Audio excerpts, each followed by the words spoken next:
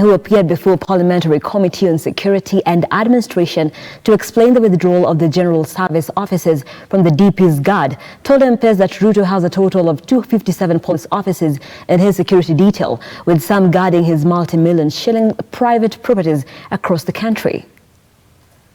The Interior CS has presented before Parliament a list of multi-million shilling private properties owned by Deputy President William Ruto and protected by state officers from the National Police Service. On Matiang'i's list, 6 officers guard Ruto's Kitengela gas property, 4 officers are posted at the 35-hectare Murumbi farm in Transmara, Narok County, as 6 other police officers guard a over 6,000-hectare ranch owned by the Deputy President in Laikipia, known as Mutaro Ranch. Matiang'i's dossier, which has since made its way to social media platforms, also reveals that 6 officers at a Dolphin Hotel in Mombasa, which sits on a 3-hectare land, 6 officers protect Ruto's Mata farm in Taita Taveta, whose size is over 2,000 hectares, 4 officers at the DP's Elgon View residence in Eldoret, and 4 others at a poultry farm in Eldoret. 3 prison guards and 1 officer are deployed to protect a private residence in Kosache, Eldoret, also owned by DP Ruto. Another property identified as Kwai Island Development Limited at Wilson Airport that consists of 2 airplane hangars and 5 helicopters is guarded by 5 officers of the National Police Service. In addition to this, 121 police officers from the AP Division and the Prisons Department provide day and night security in various DP's residences. Ruto also has 74 officers from the Presidential Escort Personnel, 7 officers from the Directorate of Criminal Investigations DCI, and 5 drivers from the General Service Unit GSU. Matiang'i told the committee that the issue of security change for Ruto has been politicized by his allies, and although he couldn't disclose the nitty-gritty details in the open sitting, the changes carried out by the police were only routine and aimed at improving the security of the Deputy President. Matiang'i has also criticized Deputy President Ruto's Chief of Staff Ken Masinde for posting a complaint letter addressed to the Inspector General of Police on social media, saying it was unprocedural and unheard of. Does the law determine how many officers a VVIP is supposed to have?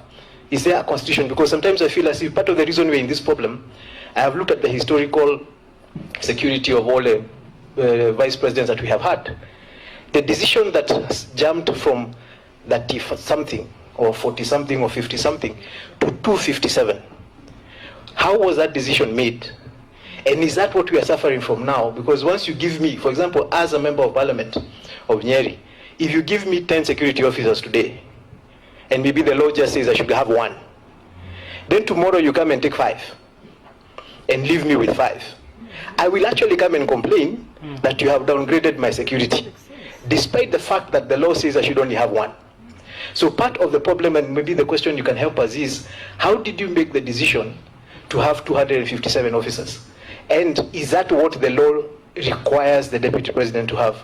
And at what point do you then reduce them? And does that go against the law? And we have demonstrated clearly that the deployment in terms of personnel and asset that we have given to protect this office and the holder of this office is very strong. In fact, Mr. Chairman, some small counties in this country like Vihiga and Nyamira, for example, probably don't have this kind of deployment, and in terms of even assets, as it were, in providing the support that we are providing to this office. So the question of downgrade, and sorry, what did you say? I'm saying that there are some counties that are smaller in the country. The smaller counties like Vihiga, for example, probably don't have the strength of deployment and capacities and assets such as we have deployed to protect the holder of this office. So when people jump up and say, oh, you know, there's downgrade and so on, in quality and operational terms, you'll have to go into an operation room and listen to the director of operations tell you everything about this before you make that kind of conclusion. I want to state here again categorically, for the record, there has not been any downgrade of the security of the Deputy President, period. So these banding words around really, honestly, is not fair. Why was this done? I explained to Mr. Chairman. I am willing to discuss that, but I can't discuss it in an open meeting. Because that is tantamount to sharing the notes of the National Security Council or the Minister of the Council in an open meeting like this, and I have no clearance to do that. Why, and the background to this rearrangement, I cannot discuss in an open meeting, because I'll be going deep into an operational issue. Are you able to discuss in camera if you have clearance? Do you have the clearance to discuss in camera? If you provide... This is the committee that oversees the issues of security. If you provide an in-camera proceeding, maybe I will discuss that. I will be able to explain the background to that. But I can't explain it in an open meeting like this, because now I'll be moving into the realm of operational issues. And then my colleagues here, the heads of the agencies, will not allow me to go into operational issues in an open meeting like this. It's clear. Let's just be very frank with each other, Mr. Chairman, honorable members.